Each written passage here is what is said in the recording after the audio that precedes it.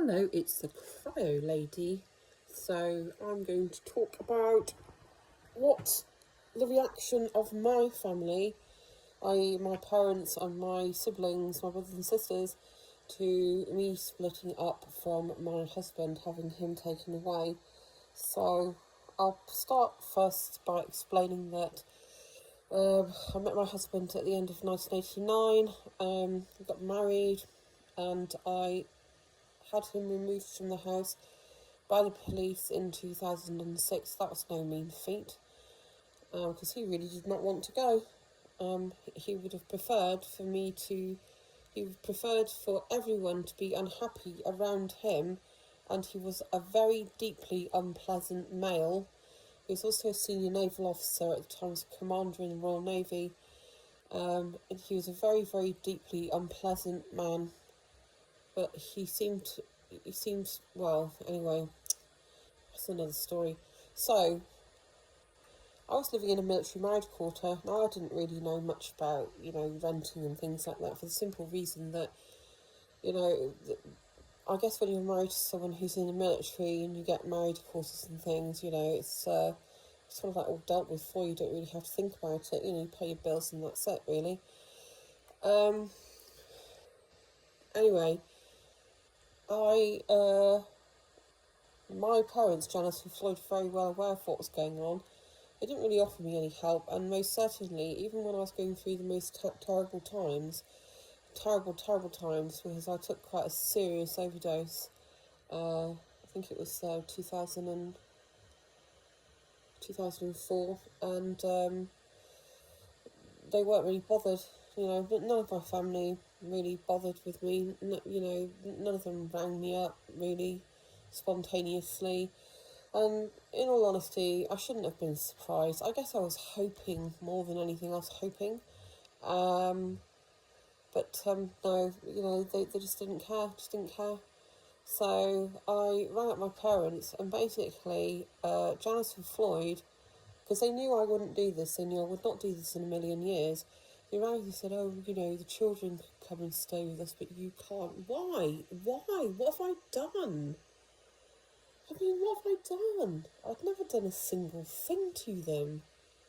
I later found out that I was never wanted, and they made that very clear. I found out through one of my siblings that, I wasn't wanted, so they just didn't like me, full stop. Didn't really want anything to do with me, and, anyway, of course I didn't really know that at the time. I just continually used to feel, so I started dealing with all the aftermath of, the ex-husband, and believe me, there was quite a lot of aftermath. These people, what you have to realise is, abusers, they just do not go easily. They don't go easily.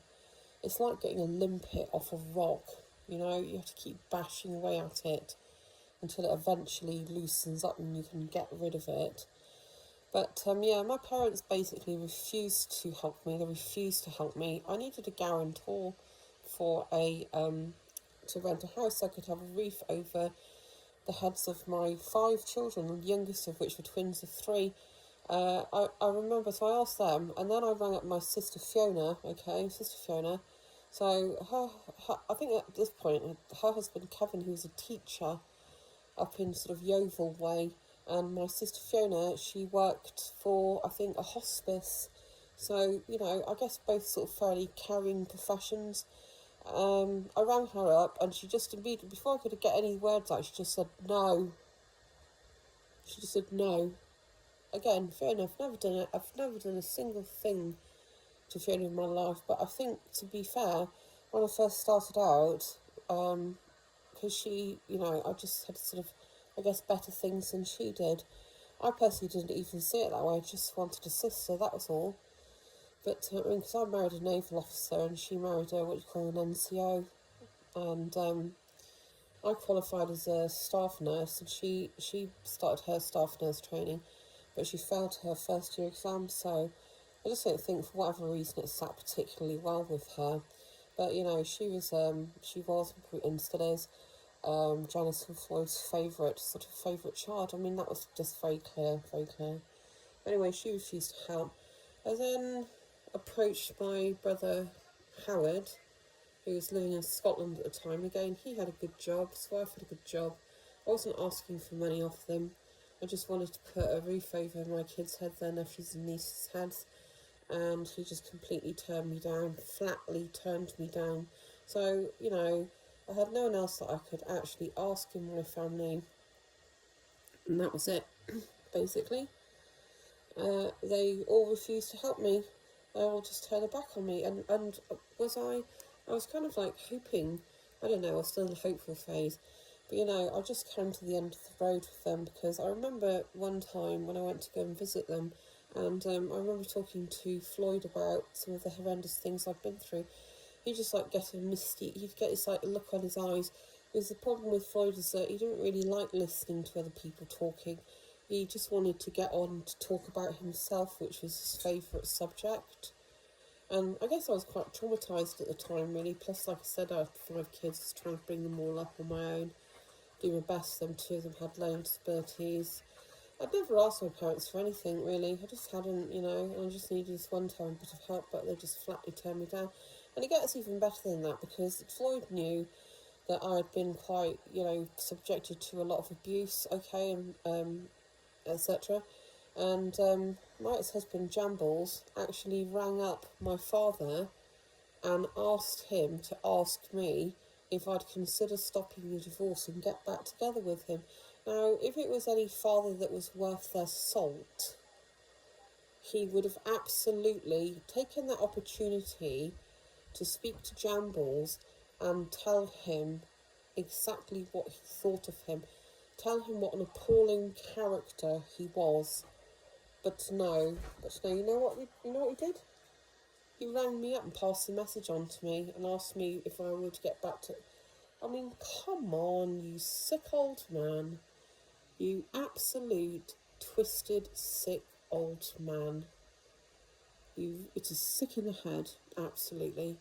I mean, I don't care about them anymore. I used to. I mean, not so much Floyd, because I never really liked him for a long time. But I guess, you know, I did really love my mum. I really loved my mum. I don't care about her now, because I realise that, you know, they are who they are, both of them.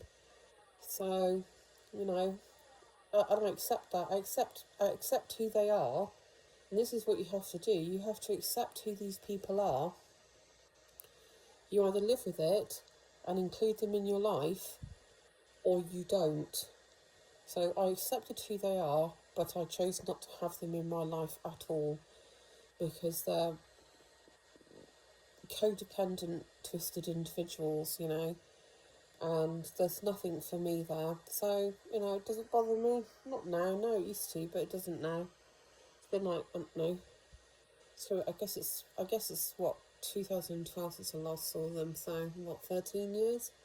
It's going up for 13 years. And no, I don't care. I don't care about them anymore. But there you go.